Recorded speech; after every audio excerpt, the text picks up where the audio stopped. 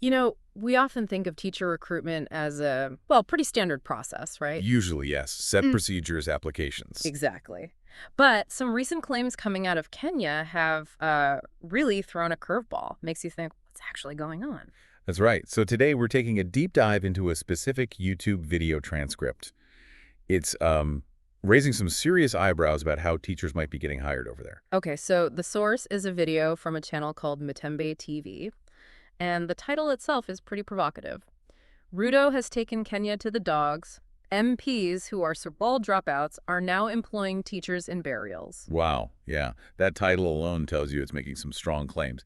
And that's what we're here for, to unpack what this source material is alleging. Right. So what are the key things this transcript claims? Well, it boils down to a few main points. Allegations of teacher employment forms, being handed out at burial sites, of all places. Burial sites. Okay, hold on. Yeah.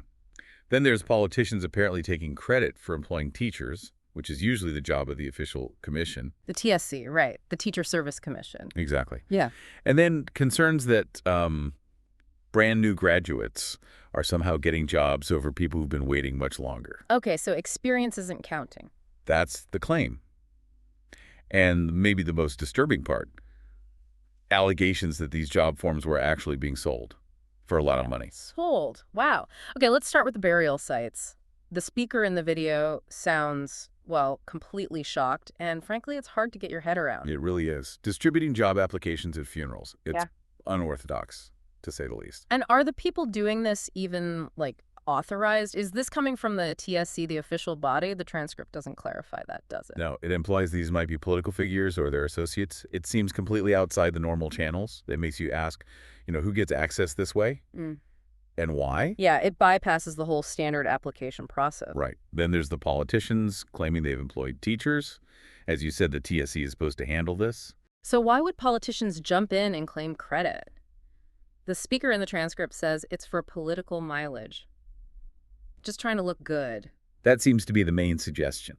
Boost their image, perhaps secure votes. But it really blurs the lines, doesn't it, between political influence and a proper merit-based hiring system. It does. The worry isn't just about who gets the pat on the back, but whether politics is actually, interfering with fair hiring. Precisely. Is the TSC's authority being undermined here? Mm. That's a central concern in the transcript. And it gets, well, even more worrying when you hear who is supposedly getting hired. Yeah.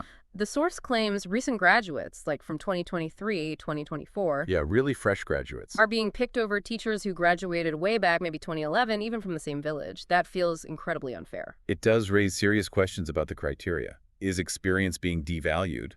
If that's happening widely, you could lose valuable mentorship in schools. You need that mix, don't you? New energy and seasoned experience. This sounds like it could skew things badly. Definitely. It brings up the whole issue of meritocracy versus, well, something else. But the allegation that just sounds downright wrong is politicians allegedly selling these forms.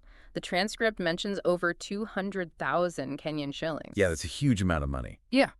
The speaker calls it corrupt, senseless, inhuman, especially targeting, poor young people desperate for work. Absolutely. And the speaker claims to have evidence of this, though they don't specify what kind. They do claim that, yes. Yeah. If true, it's a massive ethical failure.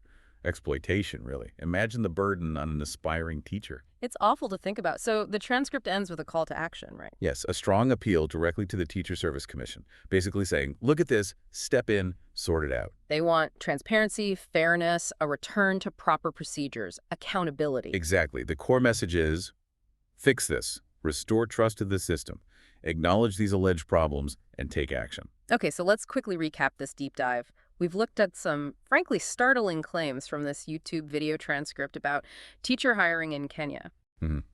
Allegations about job forms at burials, politicians maybe overstepping their bounds and taking credit. Concerns about fairness, like new graduates being prioritized over experienced ones. And these really serious claims about forms being sold for cash.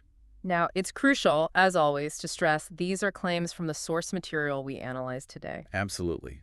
Our job here is just to present what the source says and the issues it raises, which leads us to think. Yeah, it really makes you consider the bigger picture. When allegations like these surface, whether they turn out to be fully true, partly true, or not true at all, what does that do to public trust? Right. Trust in education, trust in public sector hiring in general. How robust are the systems meant to guarantee fairness? And what kind of mechanisms do we really need to ensure transparency and integrity, especially in vital areas like teaching? Definitely some food for thought there.